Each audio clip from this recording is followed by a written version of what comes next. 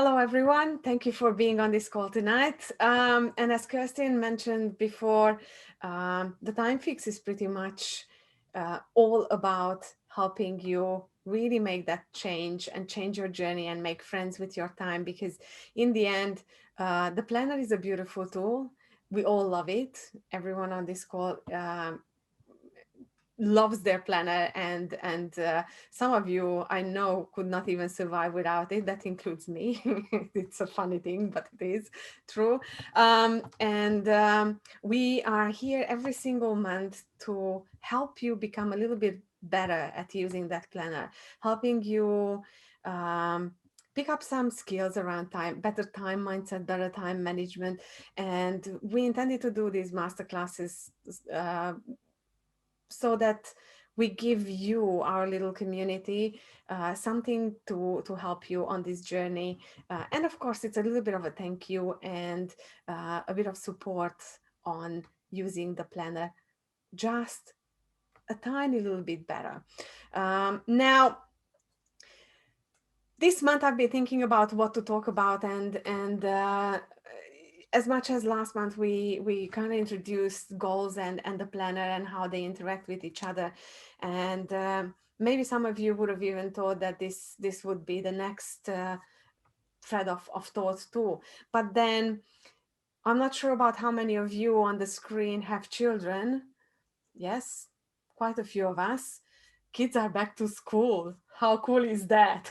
So we can go back to work. So I was thinking, I'm not sure about you, but I found that this year going back to normal and finding my own rhythm and getting back into that productive kind of mood was a lot harder than any other year. Anyone is with me on that? It just Yeah. seems like we don't have that groove that we usually have, and I'm guessing that's because of all this lockdown and having kids and not having the kids and then having them again, and all the mess that has been around us. It's so hard to actually get back into that normal rhythm that we usually have.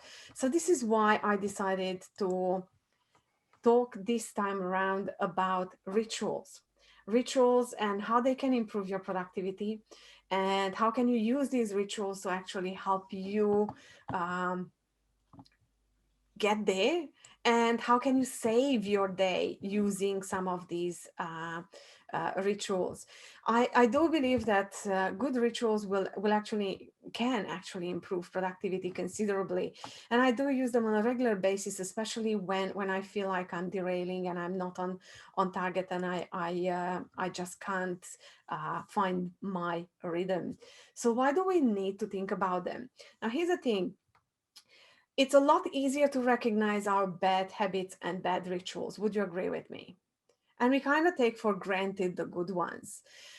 The reality is that by becoming more conscious about the good rituals, you can actually use them in your favor when you are sliding downwards. You can use those rituals to help you stop that process. You can reset your day with a good ritual. So there's a lot of things that you can actually do if you are aware of those rituals that define how you work, how are you productive, and what are you actually doing. Now, before we even go further, just a tiny little bit of housekeeping, and Kirsten tried already to prompt you to do that. If you have any questions, please feel free to use the chat box. Now, after the recording and after I did my little spiel on rituals, I will stop the recording, and please feel free to ask questions. So if you have a question that you would like to ask live, that will be the time to do so. And we always stay on and we always chit chat around the topic of the month. Now, going back to rituals and habits. Oh, what's this? I don't know. I left a slide from last month. Um, what to do and where do we start? And I don't know why these are not in order. Um, okay, Go with the I have flow, no Ilti. clue what happened there. Or maybe I chose the wrong one. I don't know what happened there. Let me reshare this screen because this is not right. Okay, so while you're doing that, I'll ask if anyone would like to unmute themselves, or if you all would like to. Does anyone have a burning question at all? Feel free to unmute yourselves.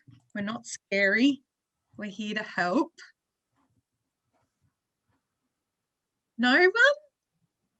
No, it's too early, Kirsten. We haven't given them anything to We think haven't about got yet. shy ladies on our call. There you go. Now we have now we have the right PowerPoint. It is call it a glitch, but why not? So let's get back into it. Thank you, Kirsten. So why do we need them? First, before we even talk about ritual and habits, let's talk first about what these two words mean. And I looked at what habits mean, and a habit is a regular tendency or a practice. It's literally one thing, one little bit that we do on a regular basis. Now, compared to a habit, a ritual, on the other hand, is a series of actions or behaviors that we regularly and invariably are doing again and again and again. Now, the correlation between these two is that a ritual is a set of habits. And it's really important to know because sometimes one tiny little habit can actually do what a ritual will do. And other times you need a whole ritual to actually reset something. Now, and there you go. Pooja is giving you an even deeper explanation on rituals and habits because that's her plate, by the way. But when it comes to rituals and habits, and we talk about productivity, it's really important to know what are the rituals that actually are leading into a good day. Do you know what do you usually do when you find your groove and you're productive and you smash your to-do list? Have you noticed how do you prepare for it? Do you have a sequence of things that you do? Crazy little things like a coffee instead of tea. You have breakfast or you don't. You go for a walk or a run in the morning and then you get doing.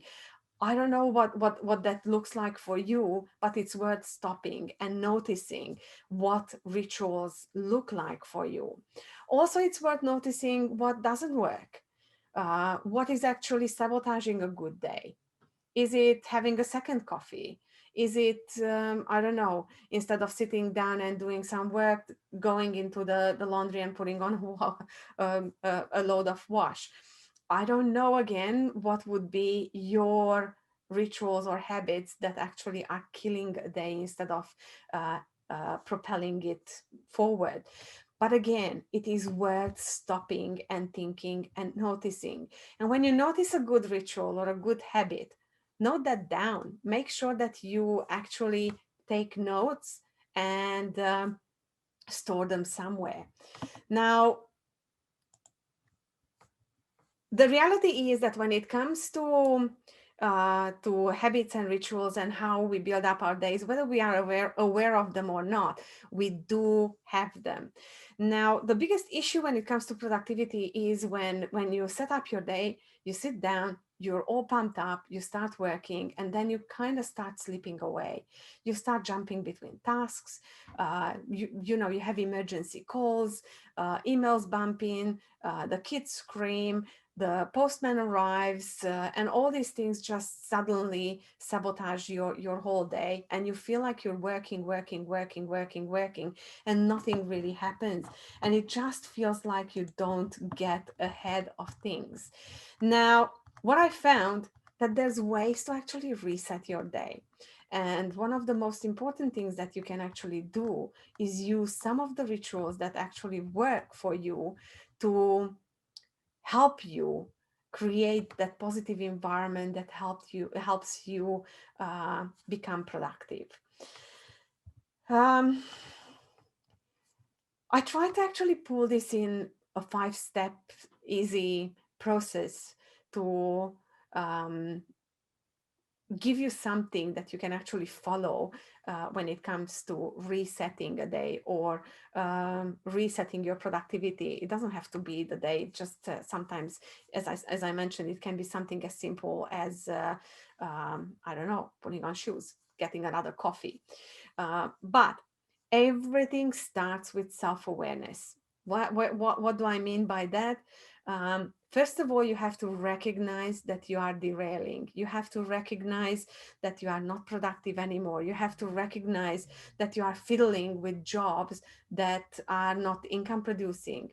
You know, that busyness that kind of looks like I'm busy, but I'm not busy. I mean, I'm busy, but I'm not productive. Anyone can relate to that. There you go. So self-awareness is the very first step, recognizing the things that are not going right. Now the second step would be acknowledging. Now, here's the thing, and I guess Pooja, well, for those of you who have been on this journey with us for the past year, know that Pooja did an amazing presentation last year on procrastination and some of the things that you have to think about when it comes to procrastination. But the reality is that it will happen. It will happen to the best of us. Yes, it does happen to me too, and I do well. I'm very gifted when it comes to going down the rabbit hole, just like any of you, uh, and it takes a bit of effort and work to actually get myself up, pull myself together, and get out of the hole and move forward. But the first thing that I do after realizing that something's wrong is acknowledging. Make sure that you actually give yourself permission to feel like that, to feel busy and a little bit desperate, to feel like you're procrastinating, to feel a little bit overwhelmed. It's perfectly fine. The one thing that I suggest though is put a timer on. So give yourself 5 minutes to feel sorry for yourself. It's perfectly fine. It's okay. We all have that. We all need that. And we all need to embrace it in order to be able to move out from it. Does that make sense? Yes? No? Cool. Awesome. So trust me, the timer works like a treat, because when the timer goes off, you know that you have to move forward. You have to actually stop what you're doing and do something about it. Now, this is step number 3. That's when you choose a ritual that helps you reset your day. Now, that can be something as simple as putting on some runners, putting on a hat, putting on some makeup. I don't know, go for a walk, grab a cup of tea. It depends on the level and the depth of procrastination that you find yourself in. If you're really deep, you might have to do something longer. If you caught it right on time, it might be just as something as simple as grabbing a brand new piece of paper and creating a brand new to-do list for the rest of the day. You need to find those things that actually help you snap out of that procrastinating space. So choosing a ritual is the first step, but then you have to implement it. It's not enough to know that you need to you know that you need to do something about it. You actually have to go and do something about it, and that is implementing the ritual. Now, the fifth step is a really funny one, because it just says there, stop and check in with yourself. Now, here's the thing. It's so easy to pretend that we are productive and we're down another rabbit hole. Does that make sense? Anyone did that before? There you go. It's not hard to actually do it. This is why it's important that once you implemented something, stop and check in. Am I being productive? Am I being on track? Am I doing something different? Am I moving forward? Just ask yourself all these questions and make sure that if the answer is no to any of these, you have to go back to step number 3 and find something else. then you need to go a little bit deeper and grab another ritual that helps you snap out of this um, environment of non-productivity. Now here's a another thing. You might ask me, okay, so you mentioned a couple of these, but what counts as a ritual? And I often talk about these as you have to create like a toolbox, a virtual or a physical toolbox that has the key to snapping out of these issues. For example, putting on runners, trust me on this, it really works. Seriously works. Why? Because runners are associated with doing. When you put on runners, you are actually conditioning yourself to get doing. Um, it's not me saying this. I've learned it from a lot smarter people, but it is one of the first skills that I picked up in my direct sales business 10 years ago. And it really works. It's like magic. And it's a funny story here. My older daughter said to me, Mom, I can't really get in the productive mood. And I said to her, well, let's find you a pair of runners. You know, we're European, so we kind of have inside shoes, outside shoes. So finding runners for inside is not an easy task in our household, but we did it. And she's put it on, and she was saying, "This is stupid, Mom. This is never going to work." And then an hour later, she comes out and she says, Mom, I smashed out my list. I don't know why, but it really works. So trust me on it. It really works. Putting on runners is one of the easiest things you can do. The other big thing that you can do when you feel unproductive and you feel like you're just, you know, dizzy and jumping from one thing to the other, change your outfit. Go dress up, put on something nice, pretend that you go out and you have a very important meeting. It's perfectly fine to actually do that. um, it really works. Again, why? Because you are interrupting what you're already doing, and you are actually setting yourself up for a much better mindset. So you are getting ready for something new. Then it doesn't have to be this complicated, or you can even be something as simple as putting makeup. I mean, we are all ladies on this call. uh, Putting on makeup again can be just that, or touching up your makeup if that's the case. It can actually help you snap out of that uh, unproductive mood and change your mood and help you look at things from a different perspective. You can use music. Who here likes good upbeat music when they work? There you go. It really works. Create that playlist and have a special playlist that you only use when you feel that you are sliding downwards. So make sure that you condition yourself that when you need it, you can put it on and it will actually get you the right uh, reflex, the right response. Then, of course, you can create your own ritual. What I mean by this, there's nothing wrong with designing a snap out. What that means is, for example, you can go for a walk. Walk meaning not half an hour to 40 minutes or an hour. This is not your exercise. It's literally just a quick round around the block, 5 to 10 minutes maximum. Then you might add to that a cup of tea or coffee. You might add to that, come back to the desk and just reshuffle your desk. Again, it's not about reorganizing your desk because that's another rabbit hole. Just reshuffle so that you redirect your focus into the right direction. You might have a special task that you must do. Have that in front of you, and things and things like this. So the whole idea is that you create a sequence of actions that will shift your attention and refocus you on what needs to happen. Now, one of the things that I find is that, and probably Pooja could tell us a little bit more on this. The reality is that procrastination is a hard beast to beat, and you need all the tools that you can actually have to help you realize and to help you even start on those 5 steps that we were talking about previously. So there's a couple of things that I like doing, and I usually have. And those of you who have been in my little office, you know that I love my post-it notes. So the first tip would be create a cheat sheet. Put down the 5 big steps that you have to think of.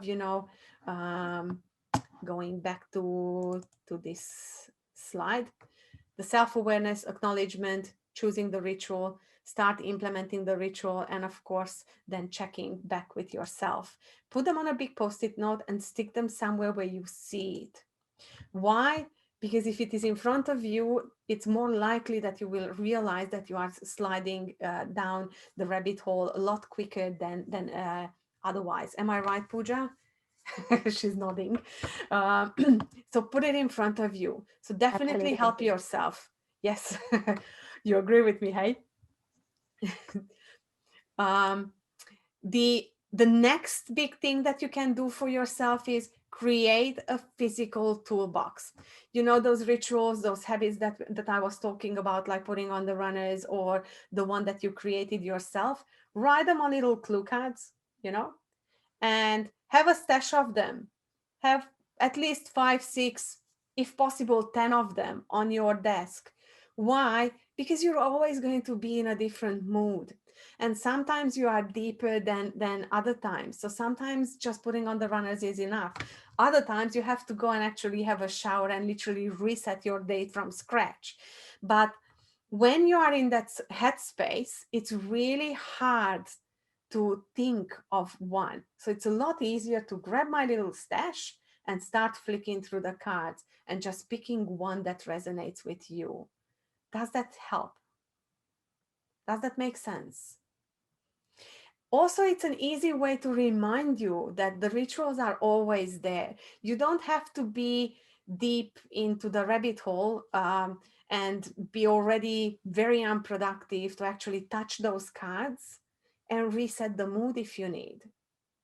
You can catch yourself before you fall. So it's really important to use these little tools so that you trigger a positive response. If you feel like you're sliding off, you can put on your upbeat list and just redirect your attention and lift your energy, because otherwise it becomes, when you are already in that space of procrastination, it's really hard to pick yourself up. So trying to prevent that is one of the best things that you will do for yourself. So definitely tip number 2 would be to have a physical toolbox, especially if you are just starting to implement the use of rituals on a conscious level. The third tip is reach out for help. If you find yourself that you are constantly procrastinating, you know you have to do something about it, but you just can't find a way out of it. Reach out to people like Pooja, who's a life coach. Reach out to a business coach. Reach out to myself.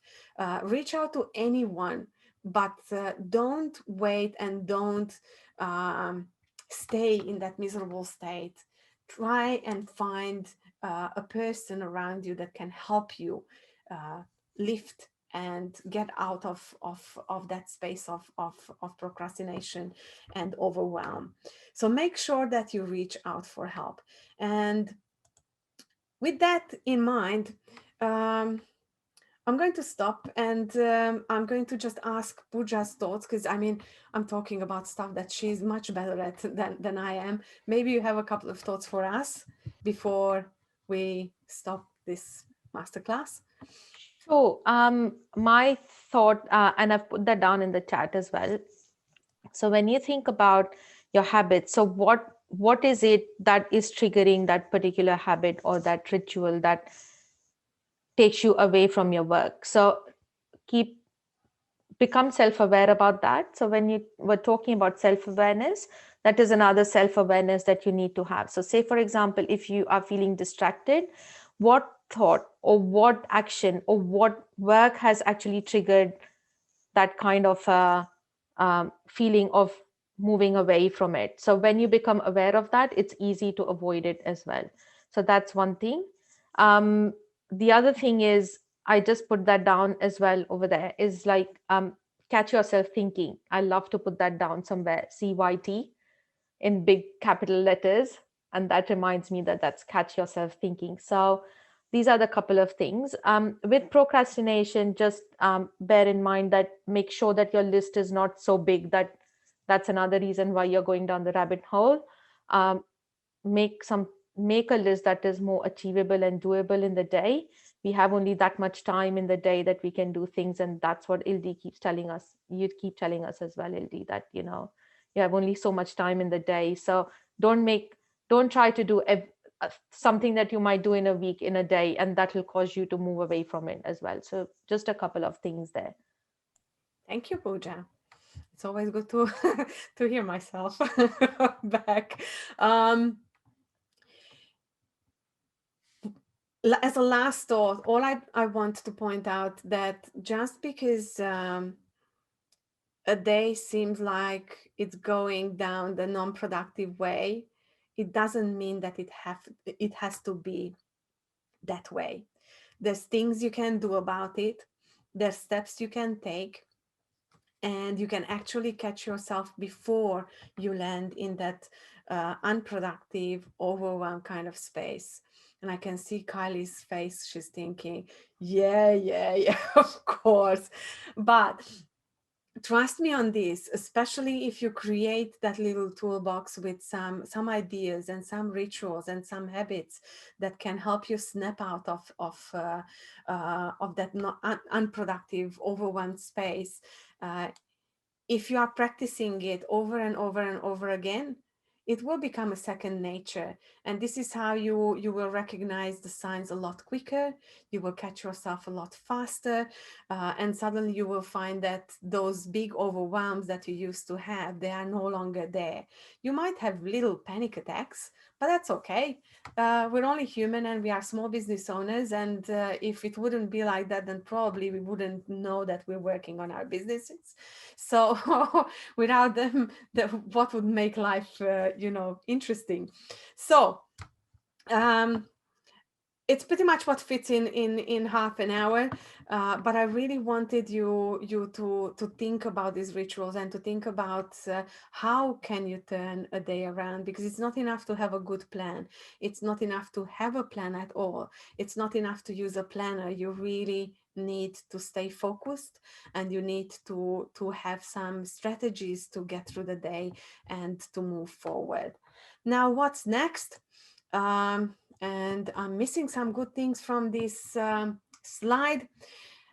Keep an eye on our regular workshops. As you know, the Blueprint to Life Work Harmony is coming up on the 15th of February. It is from 9:30 to 11:30. All the details are on thetimefix.com.au, and you can actually book in through the links there. And of course, the brand new exciting program is on the way, which is from no time to more time.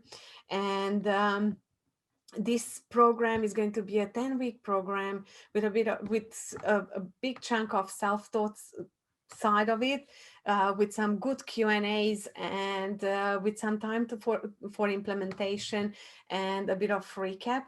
And the whole idea is to help you use your planner at its best, to help you create a weekly rhythm, to help you create more time in that week, and then of course protect your plan and deal with that to-do list. So these are the main things that are going to be tackled in this program. So if you need more details, just please let us know, and we're going to send you more information.